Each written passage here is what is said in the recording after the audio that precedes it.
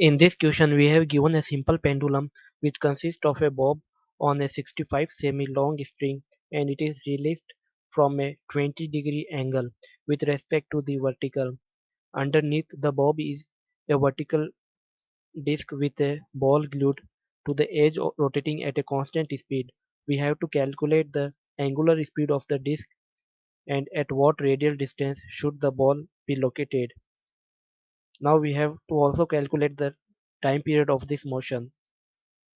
So first of all I am writing the given data for this question, that is length of the string, that is 0.65 semi, and we have given the angle, that is theta is equal to, this is 20 degree. Now we know that angular speed of disk